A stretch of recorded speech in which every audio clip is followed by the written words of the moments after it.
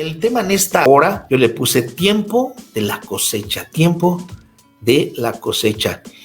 Y pues la cosecha es uno de los temas principales en las Escrituras.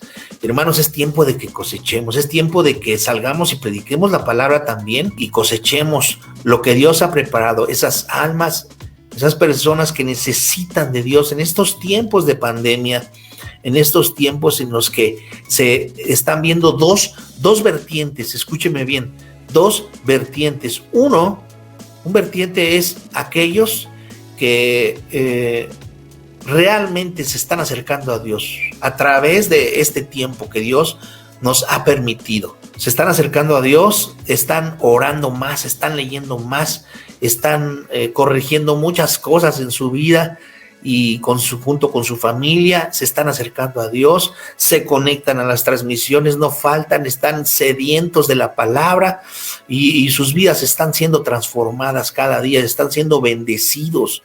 ¿Por qué? Porque están buscando fielmente a Dios y su fe se está fortaleciendo. Por eso ayunamos el miércoles pasado, porque Dios guardara a toda la iglesia, Dios nos ayudara en nuestra economía a todos y también que fortaleciera nuestra fe.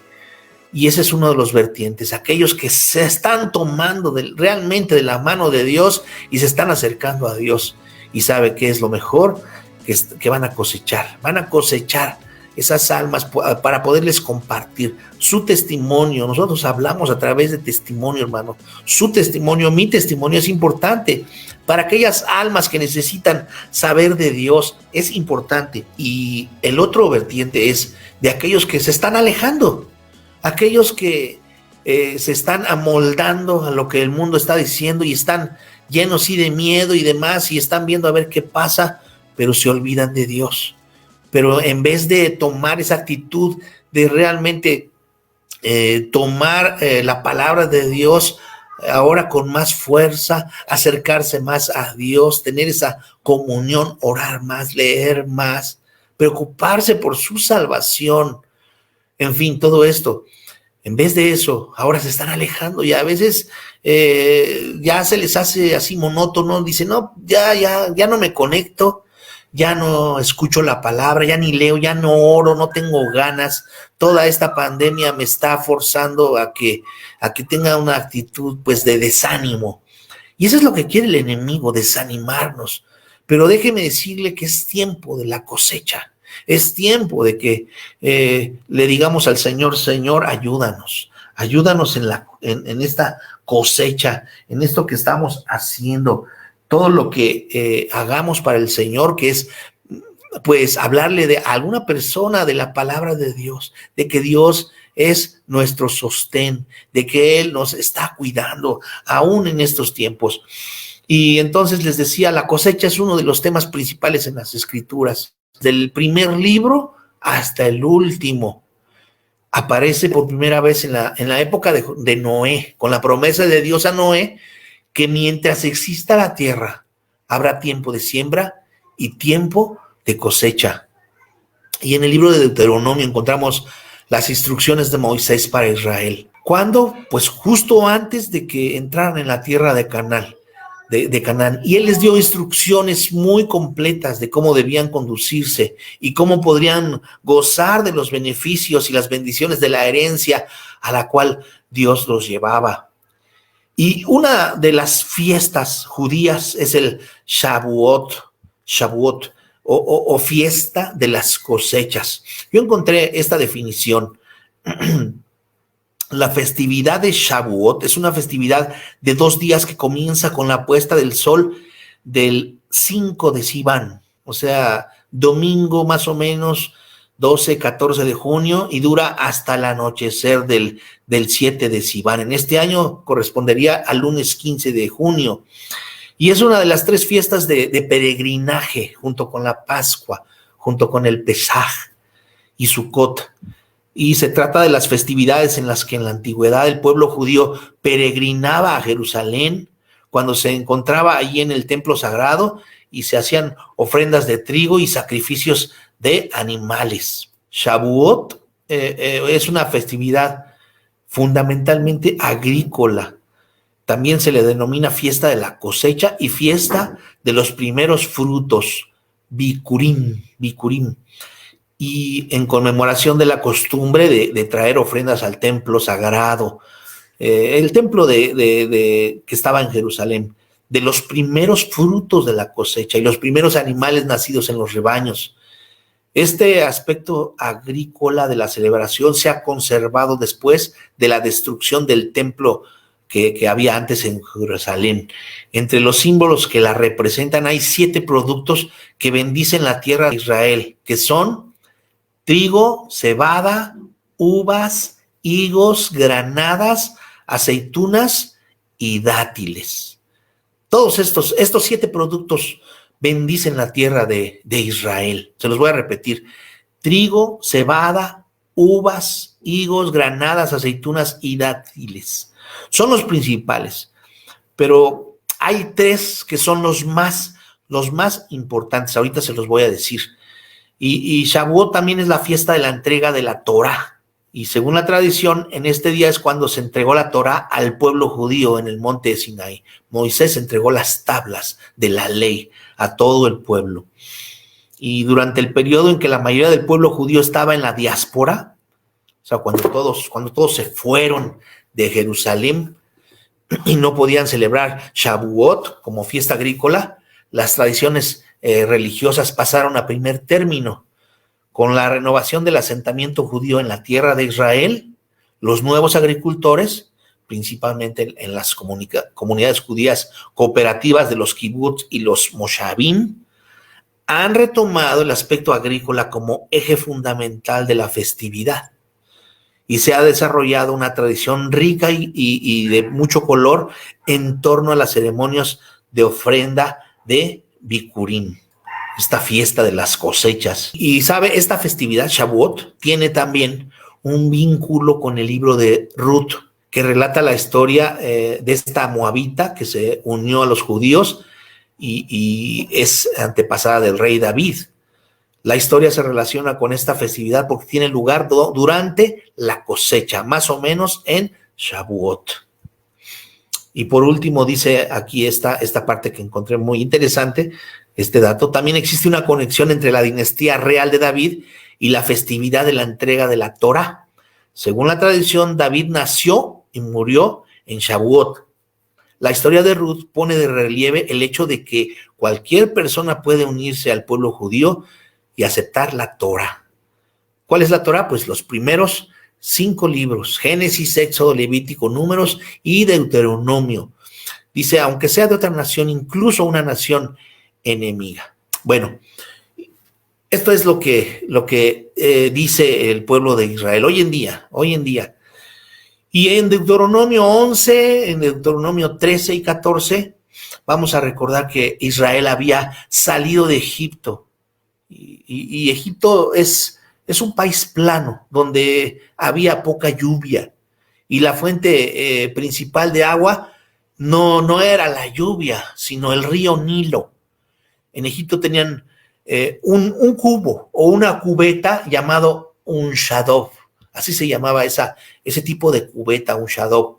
Lo sumergían en las aguas del río Nilo, lo sacaban y lo vertían en pequeños canales que llevaban el agua hacia el área donde se necesitaba para las cosechas. Así, en cierto sentido, el agua estaba, entre comillas, bajo su control en ese tiempo. La fuente principal, el río Nilo, no era la lluvia, sino el río Nilo. Claro que el río Nilo se alimentaba de la lluvia, pero en tiempos de escasez, cuando todavía el río Nilo tenía agua, sacaban agua de ahí. Y Moisés le dijo a Israel, cuando entren en la tierra que Dios les da, no va a ser así, pueblo de Israel. Es una tierra de montes y valles que recibe la lluvia del cielo. O sea, no van a poder tener al río Nilo ahí a la puerta, sino que es una tierra de montes y valles y recibe la lluvia del cielo. Y él dijo que no estaba bajo su control, que no podrían sacar el agua en cualquier momento o cuando quisieran, pero que si eran obedientes y fieles a Dios, Él les daría la lluvia que necesitaban. Y ahí estaba la promesa. Pero junto con la lluvia casi siempre la Biblia presenta la promesa de la cosecha. Escuche bien esto, porque ese es el tema principal de esta mañana, de esta escuela dominical. Siempre con la lluvia presenta el Señor la promesa de la cosecha, y tenemos que comprender que la cosecha dependía entonces de la lluvia. Cada nación, cada país o muchos países dependen de la lluvia, pero aún más en la tierra de Israel. Y en Israel hay solo dos estaciones principales: la estación cálida y la estación fría y húmeda. Hay una primavera muy breve y un otoño prácticamente imperceptible, no se siente el otoño. Y durante la temporada seca y cálida, desde más o menos marzo, abril, hasta fin de septiembre, fíjese bien esta fecha que es importante. O sea, durante la temporada seca y cálida, desde más o menos marzo, abril. ¿Cuándo empezó para nosotros la pandemia? Marzo, abril. Hasta el fin de septiembre no cae lluvia en absoluto, nada. Luego tiene Israel lo que se llama la lluvia temprana, que ocurre a principios del invierno. Y en la economía de la agricultura, su propósito es el propósito de esas lluvias es suavizar la tierra que se ha endurecido, para que el agricultor pueda empezar el proceso que conducirá a la cosecha. Y es por lo general un gran aguacero que cubre toda la nación. Y luego a lo largo del invierno caen lluvias esporádicas en diferentes regiones, pero no hay esos aguaceros copiosos, hasta lo que se denomina la lluvia tardía o la última lluvia, que por regla general cae en la época de la Pascua, que es el primer mes del año bíblico, que corresponde más o menos al mes de marzo o abril.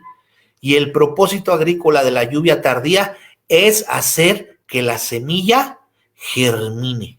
Si no hay lluvia temprana o tardía, la cosecha posiblemente va a fracasar. Va a fracasar, no se va a dar. Así pues, entonces la lluvia está siempre ligada a la cosecha. Y esta promesa que Moisés da a Israel ahí en Deuteronomio 11, 12 y 13, esta promesa que da aquí específicamente une a las dos cosechas. Y también especifica las tres principales tiempos de la cosecha. Mire, lo de que dijimos entonces, desde marzo a abril no hay lluvias, nada. Y hasta finales de septiembre, o sea, este mes que viene, ahorita todavía no llueve en Israel, pero después de septiembre va a empezar a llover y va a empezar esa lluvia tardía, o primero la temprana y luego la lluvia tardía. Como les decía, hay tres principales cosechas en el pueblo de Israel, en el país de Israel. No son las únicas, hay muchos más productos agrícolas, pero estas son las principales de Israel, que son el grano, el vino nuevo y el aceite. El grano, el vino nuevo y el aceite. Y los va a encontrar a lo largo de toda la Biblia. Al menos en el Antiguo Testamento, estas son las tres cosechas básicas: la cosecha de grano, la cosecha de uva y la cosecha de aceitunas, el aceite de oliva. Y aquí se menciona. Vamos a la Biblia. Deuteronomio 11, versículo 13. Y ponga atención, porque ese es el texto base para que entendamos de qué estamos hablando. Tiempo de la cosecha. Dice Deuteronomio 11:13: si obedeciereis cuidadosamente a mis mandamientos que yo os prescribo hoy, amando a Jehová vuestro Dios y sirviéndole con todo vuestro corazón y con toda vuestra alma. Bueno, lo primero que tenemos que entonces es obedecer sus mandamientos y hacer tres cosas. Primero, amar a Dios con todo nuestro corazón. Tiempo de pandemia, tiempo de que amemos a Dios con todo nuestro corazón. Y luego dice, y sirviéndole con todo vuestro corazón.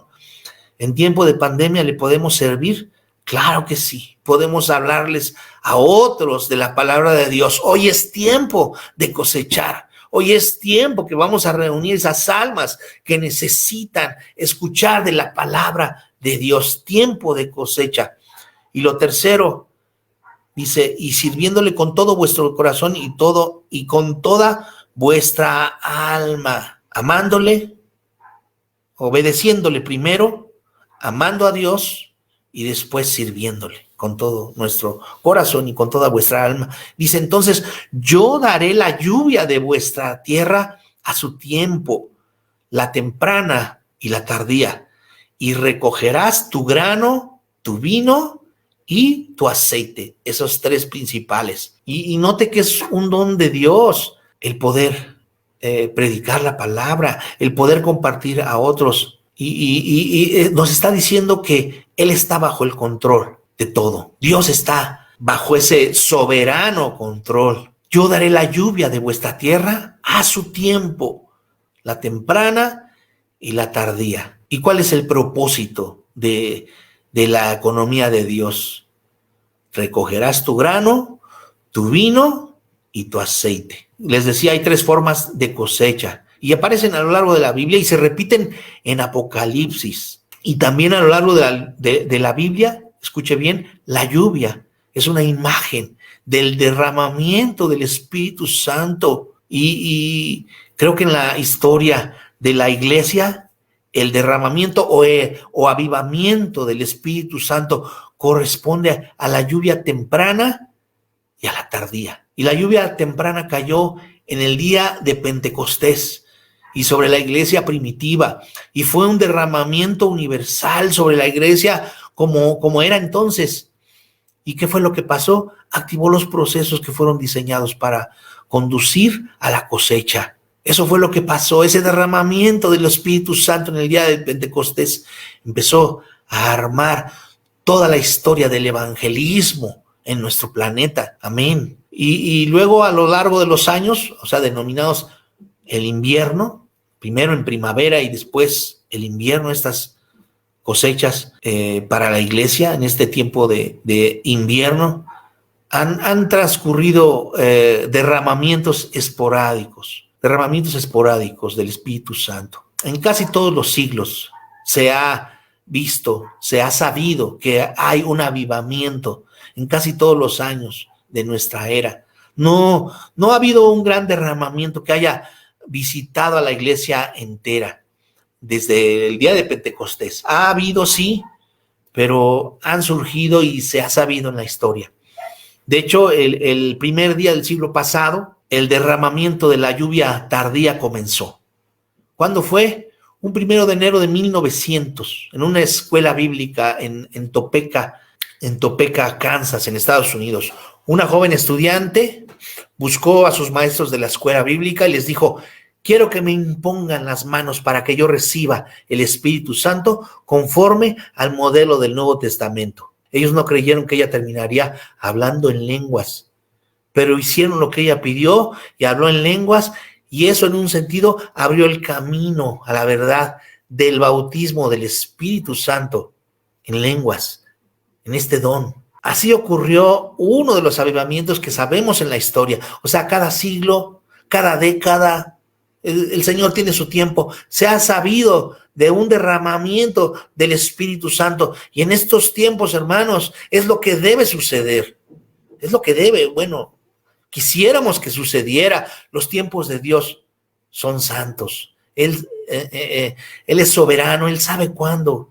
Y es tiempo de que nosotros, los que estamos buscando de la presencia de Dios, los que estamos en el primer vertiente del que hablé al principio, de los que estamos consagrándonos más, leyendo más, orando más, poniéndonos más en fe con el Señor, pues tengamos ese avivamiento. En 1904, en 1904, en la calle de Azusa, en Los Ángeles, California, hubo otra visitación del Espíritu Santo, un derramamiento del Espíritu Santo.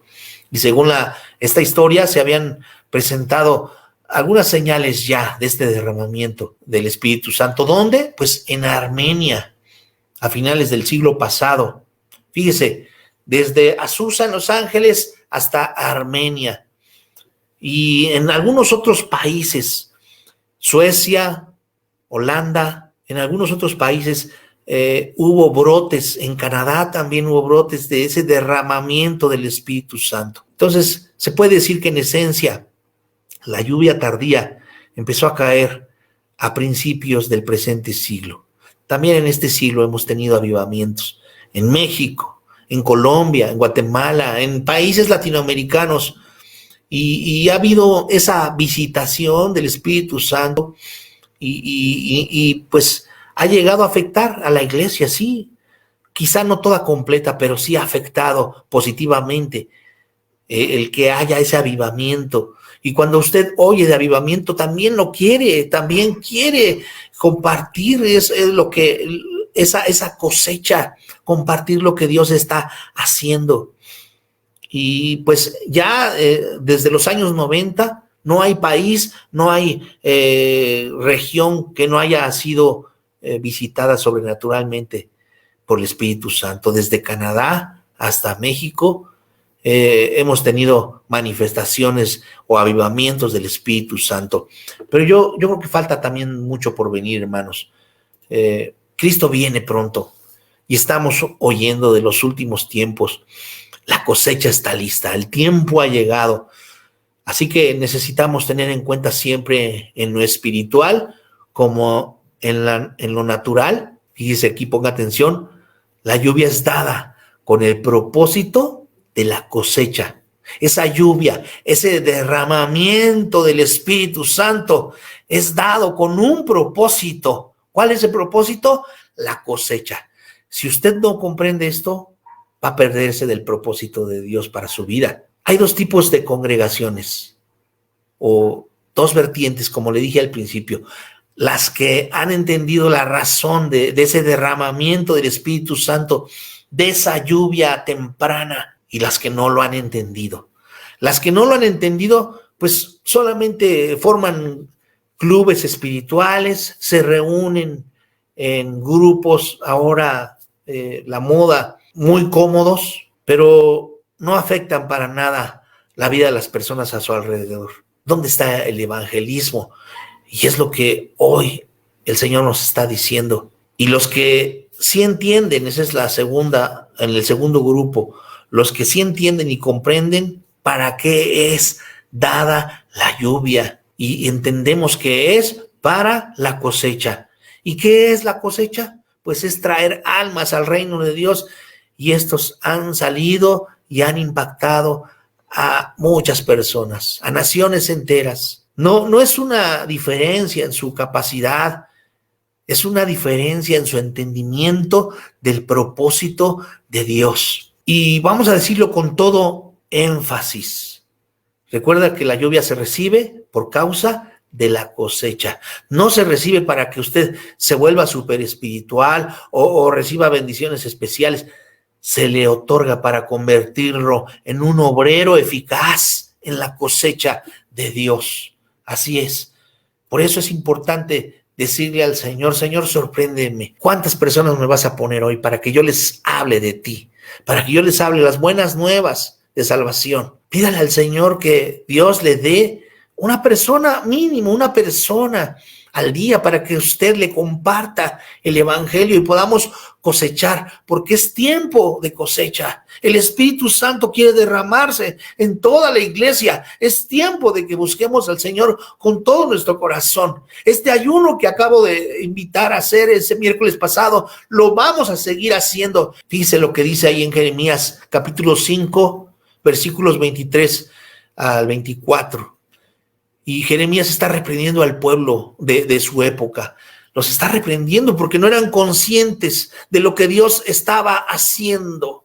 No estaban conscientes. Quizá hoy, a lo mejor muchos de nosotros no estemos conscientes de lo que Dios está haciendo a través de estos tiempos de pandemia. El pueblo de Israel estaba ensimismados en sus propios afanes, en su propia carne, en sus deseos carnales, y eran ciegos, eran sordos a lo que Dios estaba diciendo y haciendo. ¿No cree que esté pasando lo mismo hoy? Jeremías reprende al pueblo de su época a Israel. Y les está diciendo esto. Versículo 23 dice: no obstante, este pueblo tiene corazón falso y rebelde. Se apartaron y se fueron. ¿Cuál es la evidencia? Pues el siguiente versículo. Y no dijeron en su corazón: temamos ahora a Jehová Dios nuestro, que da lluvia temprana y tardía en su tiempo, y nos guarda los tiempos establecidos de la siega. Fíjese bien, observe bien con qué propósito se da la lluvia: para cosechar. ¿Cuál error había cometido Israel? No se daban cuenta que dependían completamente de Dios para tener lluvia, y que la lluvia se daba por causa de la cosecha. Perdieron de vista el propósito de Dios, y dice que Dios guarda los tiempos establecidos de la cosecha. ¿Cuáles son esos tiempos establecidos? Después de la lluvia temprana y después de la lluvia tardía. Desde marzo que comenzó hasta finales de septiembre, tiempo de lluvia temprana y tardía. ¿Para qué? Para que después esta semilla germine y venga la cosecha. Perdieron el propósito de Dios, el pueblo de Israel. Perdieron de vista el propósito de Dios. Y dice la palabra aquí en el versículo 24: y nos guarda los tiempos establecidos de la siega. Cuando usted entra a un restaurante y se quiere sentar en una mesa, en algunas mesas usted va a encontrar un letrerito que dice que reservado. Y uno no se puede sentar ahí. Y cuando leemos este pasaje, así es. Dios ha puesto un letrero sobre algunas pocas semanas, porque son pocas semanas después de septiembre. ¿Por qué después de septiembre? Porque es un tiempo de la cosecha. Él las ha reservado. Primero, este tiempo de la lluvia temprana y la tardía, hasta finales de septiembre, dice. Pero después, Él ha reservado unas pocas semanas en las cuales la cosecha debe recogerse. ¿Y sabe qué? Él le dijo a Satanás: tú no puedes en estas semanas, no puedes tener estas semanas. Yo las he reservado para la cosecha. No son meses, sino son solamente semanas. Y aquellos que son agricultores o trabajan la tierra y tienen campos sembrados, se darán cuenta y estarán pues de acuerdo conmigo. No estoy mintiendo. De cuál es la estación más crítica del año, de cuál es la temporada más ocupada del año, cuál es la temporada en la que todos deben estar afuera trabajando la cosecha. ¿Se ha sembrado el evangelio? Sí, se ha sembrado, pero ahora es tiempo de cosechar, tiempo de que salgamos por las almas que han escuchado la palabra de Dios. Hay un tiempo para sembrar y bueno, ese tiempo ya pasó. Dice Proverbios 10:5: el que recoge en el verano es hombre entendido. El que duerme en el tiempo de la siega es hijo de vergüenza. Porque en el tiempo en que todos deben estar alertas y activos, dice, el hijo está durmiendo y avergüenza a su padre, y su padre se avergüenza de él. ¿Usted cree que hay hijos en la iglesia que causan vergüenza o causamos vergüenza a nuestro padre? Porque en la hora de la cosecha estamos durmiendo, totalmente indiferentes a la cosecha que debe recogerse. Y eso nos convierte ¿en qué? En egoístas. Y sabe que el egoísmo tiene otro aspecto espiritual. Nos emocionamos con los dones espirituales. La gente ve videos con cosas emocionales, que son nada más de la carne. Muchos son capaces de hablar un lenguaje espiritual. Pero ¿sabe qué pasa? Se duermen cuando es tiempo de cosecha. Se duermen cuando es tiempo de cosecha. Hoy es tiempo de cosecha, hermano, así que no se duerma. Necesitamos entender el propósito de Dios, de esa lluvia, de ese derramamiento del Espíritu Santo en estos tiempos. ¿Para qué? Para que después venga la cosecha. El libro de Joel tiene 3 secciones principales que corresponden a los 3 capítulos. La sección 1 habla de desolación. La sección 2 habla de la restauración. Y la sección 3 habla de juicio. En el capítulo 2 de Joel, que habla de la restauración, ¿sabe cuál es el agente de la restauración? La lluvia. Y esa lluvia es la imagen del Espíritu Santo. Joel 2:23. Dice, vosotros también, hijos de Sión, alegraos y gozaos en Jehová vuestro Dios, porque os ha dado la primera lluvia a su tiempo. O sea, ¿cuál fue esa primera lluvia a su tiempo? Cayó sobre la iglesia primitiva y hará, dice después, y hará descender sobre vosotros lluvia temprana y tardía, como al principio. ¿Dónde nos estamos reuniendo ahora, hermanos? En las casas. Usted está conectándose a una transmisión, gracias a Dios por la tecnología, porque Dios la ha puesto, y estamos unidos en un mismo espíritu. Aunque no nos podamos ver físicamente, estamos virtualmente, usted me está viendo virtualmente o en línea a través de esta tecnología. Y sabe, es tiempo de que nosotros entendamos que la lluvia y temprana y tardía está descendiendo como al principio, como los hermanos de la iglesia primitiva estaban en sus casas. ¿Cuál es el mes de la Pascua?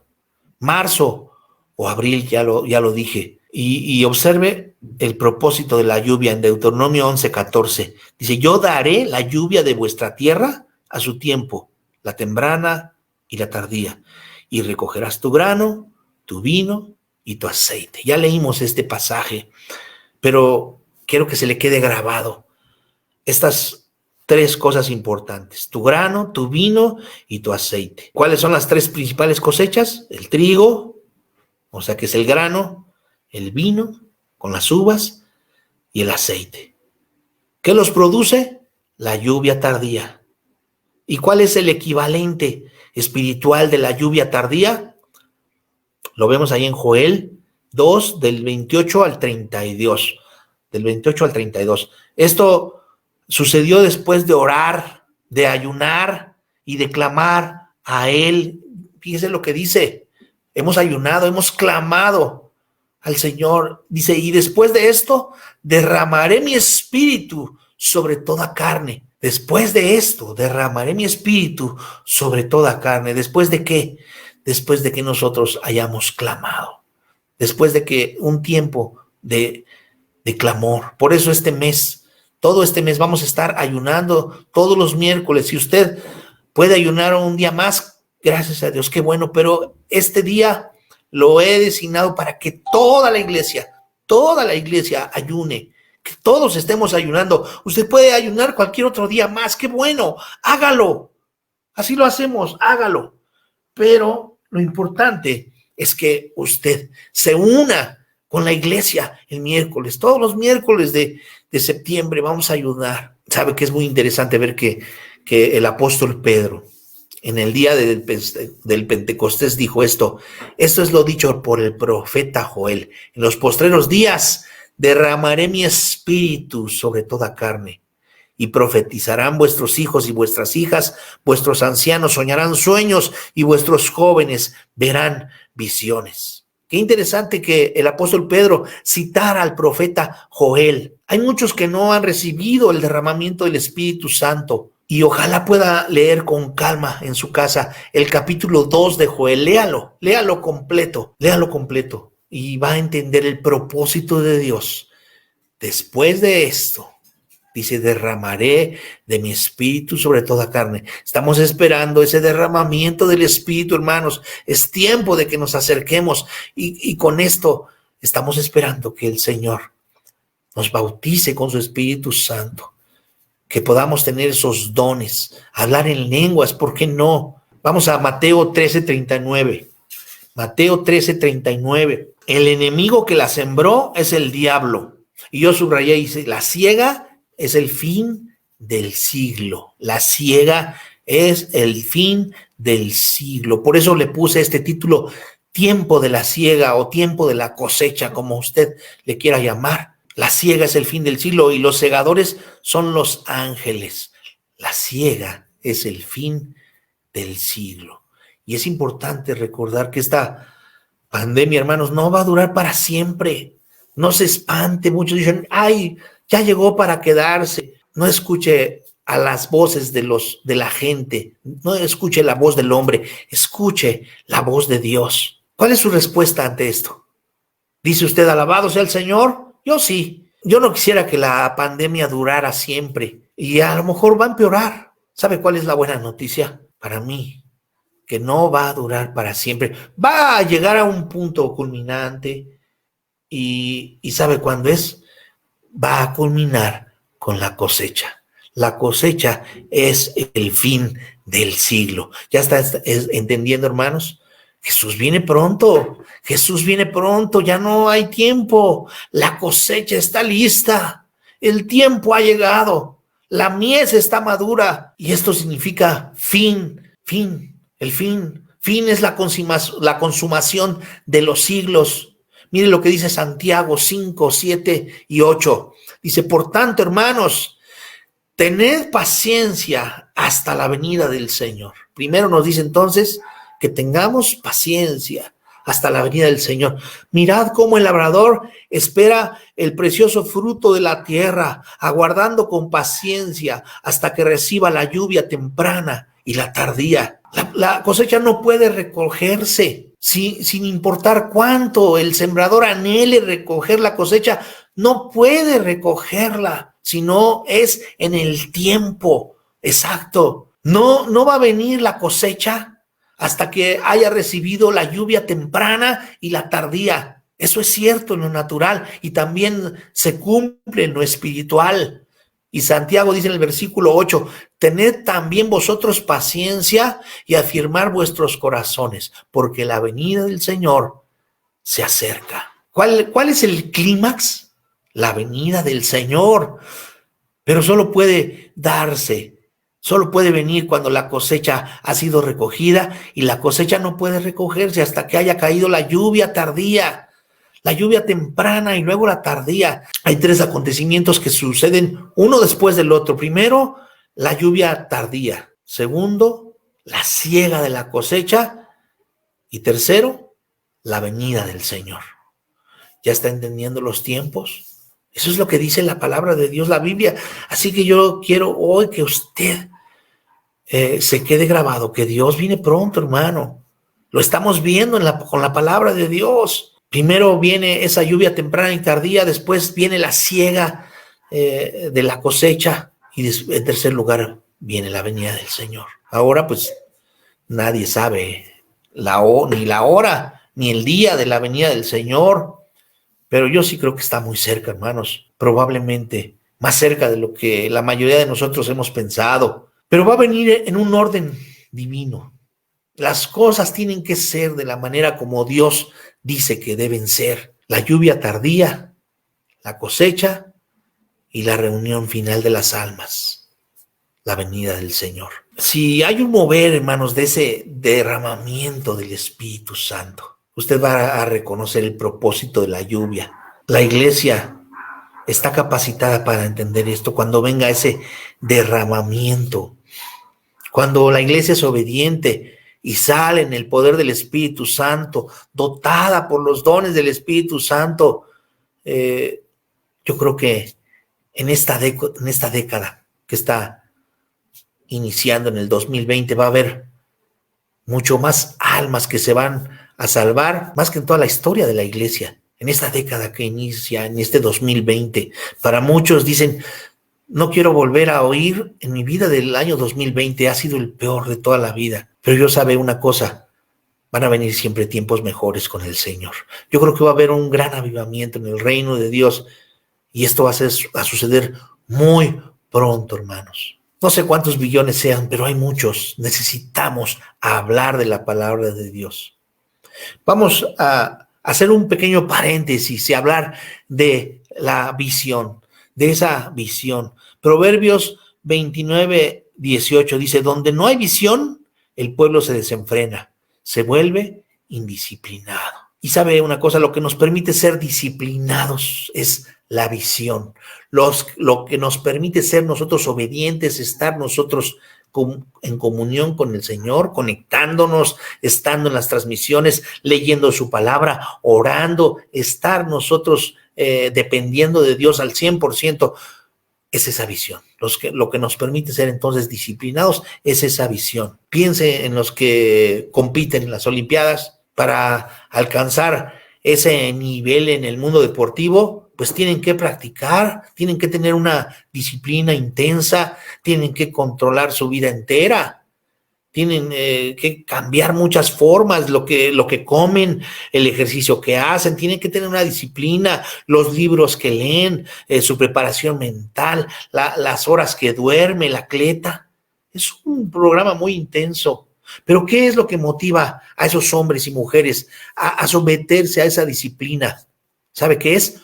Una visión. Un hombre puede verse a sí mismo corriendo, saltando más alto que los demás, lanzando una jabalina, pero esa visión está delante de sus ojos. Él ve esa visión y se somete a esa disciplina para alcanzar esa visión. El problema es que la mayoría de los cristianos ni siquiera nos imaginamos esa visión. Y el apóstol Pablo compara la vida cristiana con la vida de un atleta y dice que todo atleta practica esa disciplina, ese control que debe tener en todo lo que hace. Y los cristianos debemos ejercer esa disciplina, hermanos. La disciplina de estar en comunión con Dios, la disciplina de orar, de leer. Pero usted me va a decir, pastor, pero en esta pandemia es cuando menos tengo ganas. ¿Sabe qué? Le invito, lo exhorto a que no sé de dónde, pero usted le pida fuerzas al Señor para que usted tenga esa comunión, porque la cosecha ya viene, porque Cristo viene y hemos de ganar esa corona de oro, hermanos, esa corona de justicia que Dios tiene preparada para nosotros. Donde no hay visión, el pueblo se desenfrena. ¿Cuántos de nosotros hemos hecho al menos una dieta para perder peso? ¿Cuántos lo han logrado? ¿Cuántos lo hemos intentado más de 2 veces? ¿Sabe cuál es la esencia de una dieta exitosa? La visión. Usted se ve como piensa que debería verse. ¿Y qué se requiere? Pues una visión. Si hemos de recoger con éxito una cosecha, debemos tener una visión de la cosecha. ¿Sabe qué hermoso es que en estos tiempos, ahí en la misión de San Miguel del Centro que tenemos, el hermano nos decía, vénganse todos para una elotiza. Es tiempo de recoger el maíz, tiempo para que vengan y les demos aquí un elote a todos, tiempo de la cosecha. Y el hermano, él ve esa cosecha, pues basta. Yo platicaba con él y le decía, hermano, ya vienen los elotes, sí, hermano, va a haber muchos, vénganse. Y yo veo que el hermano tiene una visión de lo que va a venir en la cosecha. Y el propósito de este día, hermanos, es impartirle esa visión para que usted se ponga a pensar y diga, bueno, si esto exige sacrificio, vamos a hacerlo. Si he de orar más, lo voy a hacer. Si debo ayunar más, lo voy a hacer.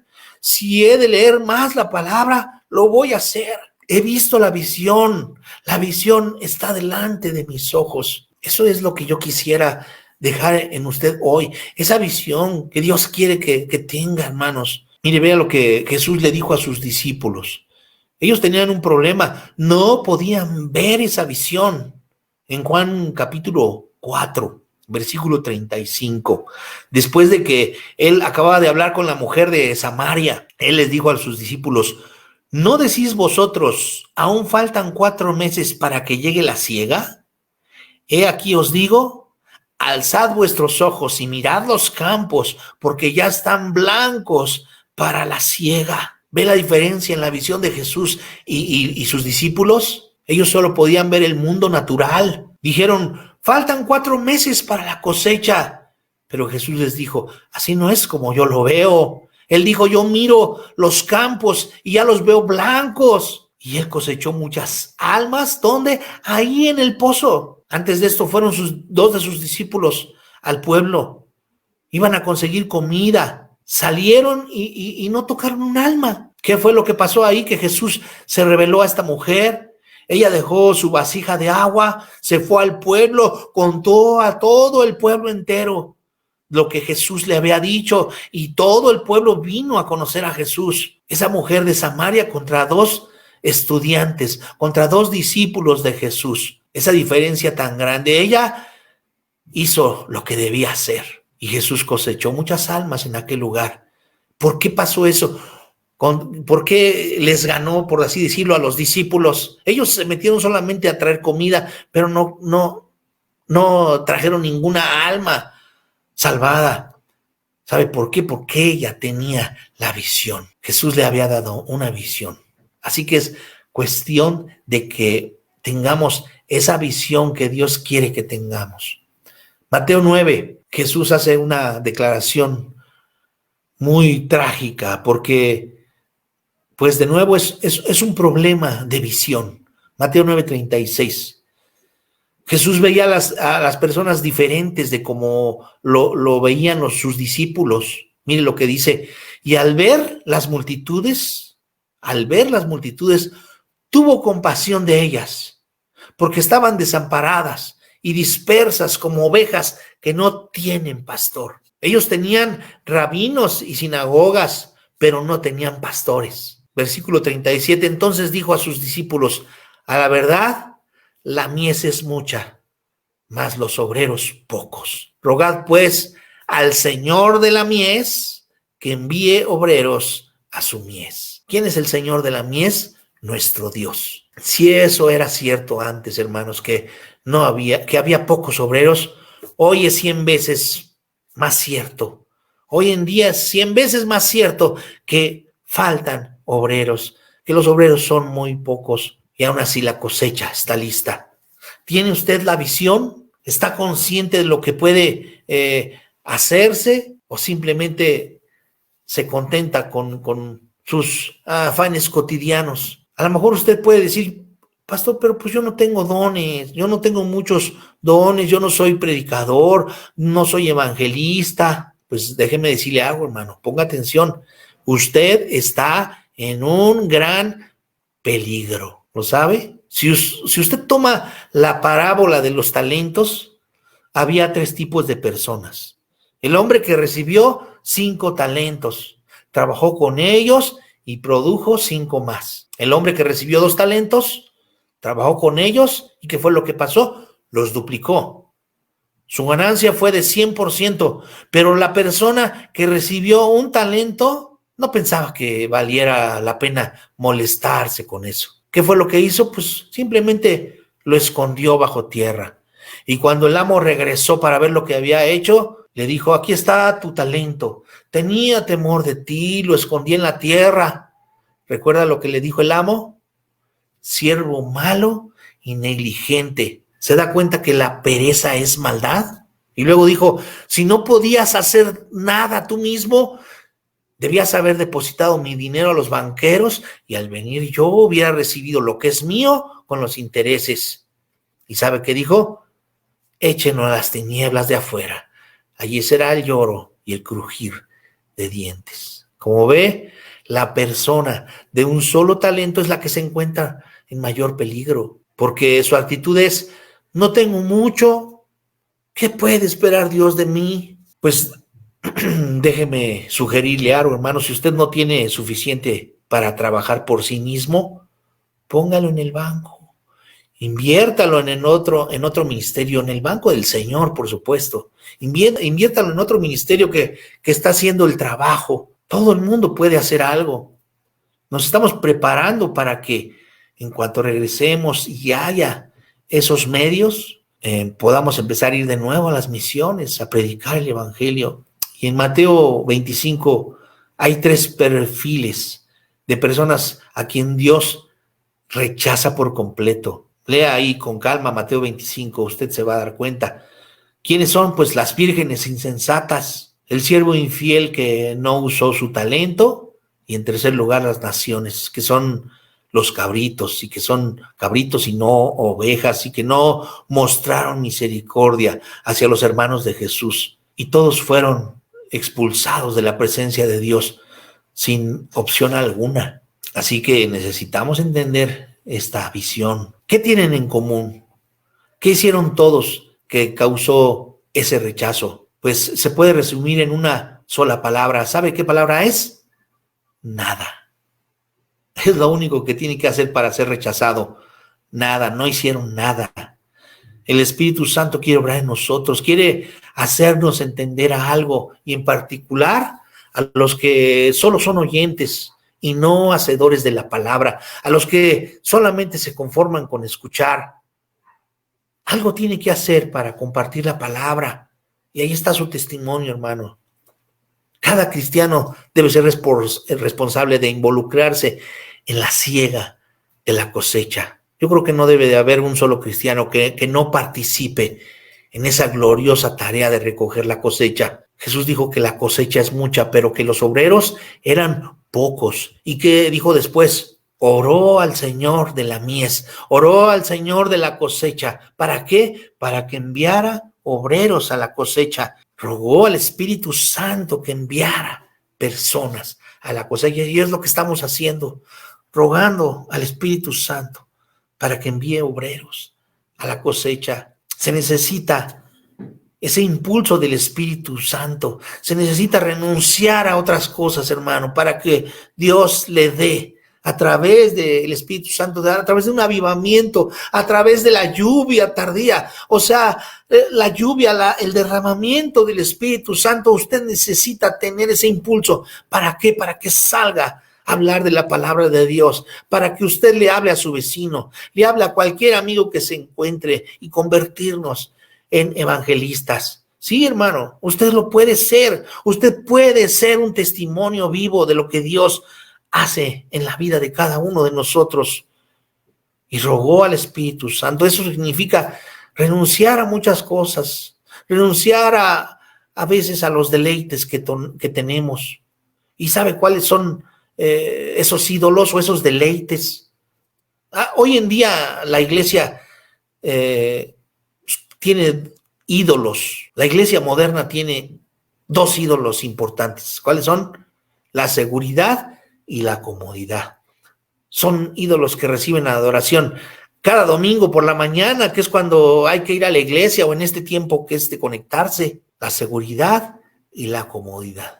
Cuando se podía, no voy porque pues está lloviendo, no voy porque hace mucho calor. Y cuando no se puede, no voy porque estoy muy cansado, he trabajado mucho esta semana, conectado todo el tiempo. Y una vez más conectarse, no puede ser, ya no puedo más. Estoy muy cansado. Ya cuando tenga tiempo los veré los videos. Esos dos ídolos son hoy los que están perturbando a la iglesia moderna, la seguridad y la comodidad. Bueno, pues seguimos con la visión de la cosecha y aquí viene lo más importante de este mensaje, hermanos. Habrá más de una cosecha. Habrá una cosecha de misericordia y habrá una cosecha de juicio.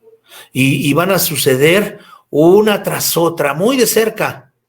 Ambas se describen, ¿sabe dónde? En el capítulo 14 de Apocalipsis. Sé que hay algunas cosas del Apocalipsis, hermanos, que no entendemos.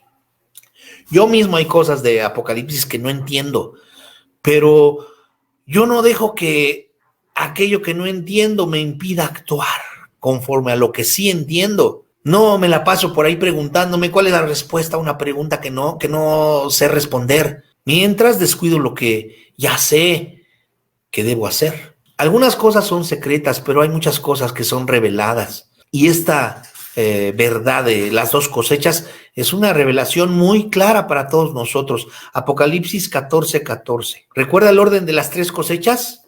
El grano, las uvas y las aceitunas. Ese orden permanece hasta aquí en el libro del Apocalipsis.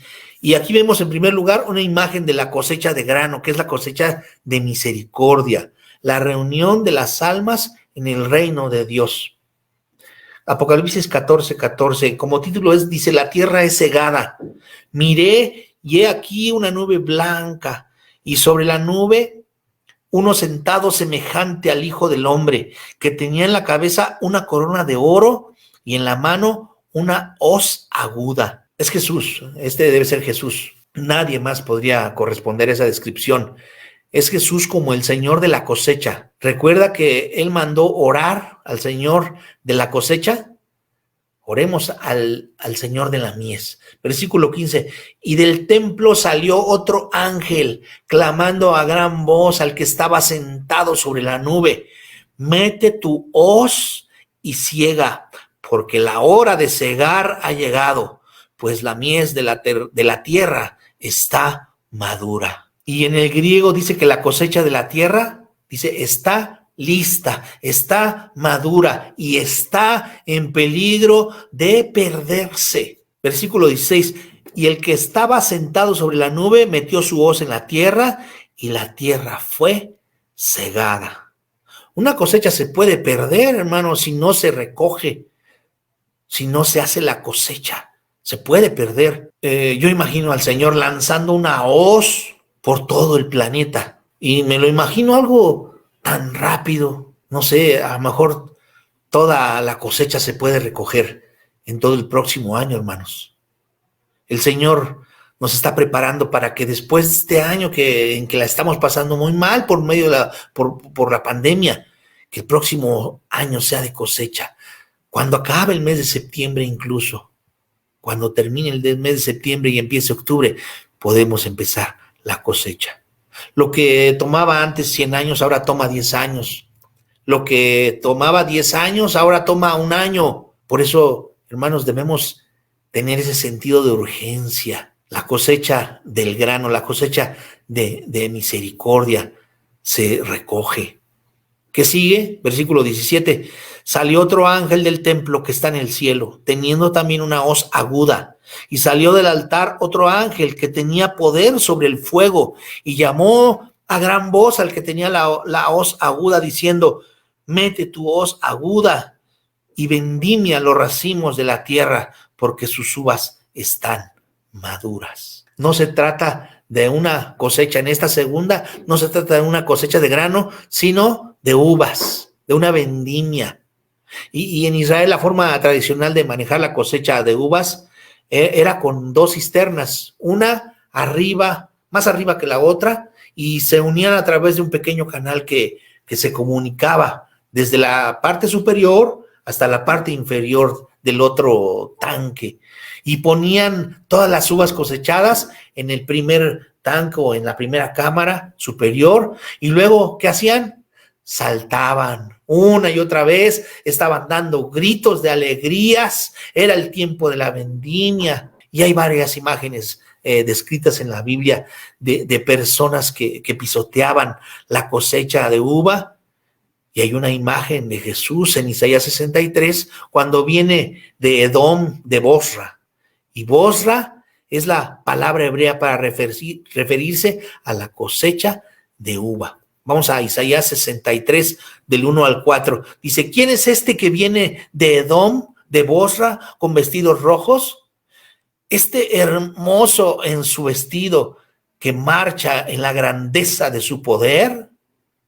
Yo, el que hablo en justicia, grande para salvar, porque es rojo tu vestido.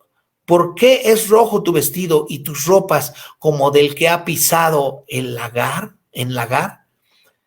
He pisado yo solo el lagar, y de los pueblos nadie había conmigo. Los pisé con mi ira y los hollé con mi furor, y su sangre salpicó mis vestidos y manché todas mis ropas, porque el día de la venganza está en mi corazón y el año de mis redimidos ha llegado. Su vestido está manchado de sangre.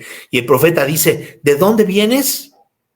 ¿Y qué responde el Señor? He venido de pisotear el lagar del juicio de Dios. Su vestido estaba salpicado de sangre, tal como los vestidos de aquellos que pisotean las uvas y son salpicados de ese jugo de las uvas. Vamos a regresar a Apocalipsis 14, 19. Dice: y el ángel arrojó su hoz en la tierra y vendimió la viña de la tierra y echó las uvas en el gran lagar de la ira de Dios. La segunda cosecha, una de misericordia, la primera que es de granos y la segunda que es de las uvas. ¿Recuerda el huerto de Getsemaní? Het es la palabra hebrea, la prensa de uvas. Het es la prensa de uvas, el lugar donde las aceitunas o las uvas se exprimían. Versículo 20. Y fue pisado el lagar fuera de la ciudad, y del lagar salió sangre hasta los frenos de los caballos por 1,600 estadios, que son como 300 kilómetros. Mire qué tremendo, hermano. Viene el juicio de Dios. Si usted no lo está entendiendo, si usted todavía no lo está captando, entienda que la cosecha está lista y tenemos que salir ¿Por qué? Porque Cristo viene. Muchas personas creen que la interpretación del Apocalipsis es alegórica, o sea, solo con un significado simbólico, pero yo no encuentro ninguna explicación alegórica de la profecía en la Biblia. No hay nada en el Antiguo Testamento, todas las profecías de Jesús en el Nuevo Testamento, las profecías que hay en el Antiguo Testamento, que vienen del Antiguo Testamento, todas se cumplieron. No hay una sola que fuera alegórica, y usted puede encontrar al menos 30 que no lo fueron. No hay antecedente en la Biblia de que sea una alegoría a las profecías, no, de que sea simbólica nada más. No, se están cumpliendo al pie de la letra. Dios sigue siendo el juez y Él va a juzgar a todos los que son malos en esta tierra. ¿Cuál sería el propósito del Evangelio si no hubiera un juicio? ¿Qué dijo Juan el Bautista? Le dijo a la gente: ¿quién os enseñó a huir de la ira venidera? Y Juan hablaba duro, Juan hablaba la verdad, y la verdad incomoda, la verdad no es bien recibida a veces. Dice que Jesús es aquel que nos salvó de la ira de Dios. El problema de Dios no era juzgar al malo, el problema de Dios era perdonar al pecador. Por eso envió a Jesús para salvarnos. Y vamos a ver, por último, hermanos, ya estoy terminando.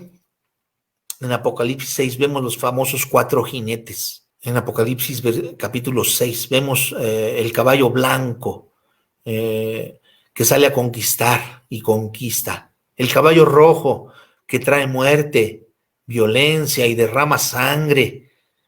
El caballo negro que trae escasez, miseria, hambruna. Y por último, el caballo amarillo que trae muerte por todas partes. Ya la hermana Julia ha dado un estudio muy profundo de este capítulo, Apocalipsis 6. Y esto representan etapas mediante las cuales Dios lleva a esta era a su fin. Está señalado que los 4 caballos vinieron por una orden de Dios, por una orden del cielo. El caballo rojo, el caballo negro, el caballo amarillo. En otras palabras, los juicios de Dios vienen por orden suya, pero el caballo blanco es Jesús sobre el Evangelio y que está avanzando, y se le describe en el Salmo 45, en humildad y justicia, cabalgando con su espada en su muslo, y eso simboliza el Evangelio que sale con gran urgencia porque el juicio de Dios viene pronto. El caballo rojo, el negro, el amarillo, los 4 caballos están actuando hoy en día. Y pues hay muchas necesidades en el mundo. El caballo negro está operando en los países donde hay hambruna, hay desnutrición. El caballo amarillo trayendo muerte. Pero sabe una cosa, mi convicción, hermano, y lo que dice la palabra de Dios es que el caballo blanco, que es el que conquista con el Evangelio, tiene que preceder a los otros caballos. Tenemos que alcanzar a las personas antes de que lo hagan los otros caballos. Tenemos que predicar misericordia antes de que descienda el juicio de Dios. Y esto, hermanos, es urgente. No hay espera. No se trata de nuestra comunidad, de nuestra comodidad, hermano. No se trata de que usted y yo estemos cómodos. No se trata de que nos pueda convenir. Se trata de que recojamos la cosecha en tanto que puede recogerse. Se trata de llevar el mensaje de misericordia a todas las personas. Y, hermano, este es el tiempo de la cosecha. Esta es la hora de la cosecha. Y recuerde, un hijo que duerme durante la cosecha avergüenza a su padre. Que no se diga tal cosa de ninguno de nosotros. Amén. Yo espero que el Espíritu Santo le dé entendimiento. Yo espero que usted haya entendido que necesitamos actuar, necesitamos reunirnos para la cosecha. La cosecha está lista y vamos a pedirle al Señor que prepare nuestros corazones, que tengamos ese impulso del Espíritu Santo para salir y predicar el Evangelio.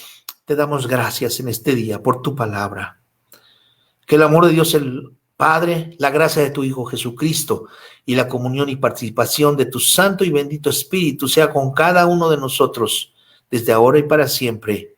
Amén. Que Dios le fortalezca, que Dios le bendiga y le mando un abrazo a nombre de toda mi familia, de mi esposa, de mis hijos, y que Dios les bendiga a todos.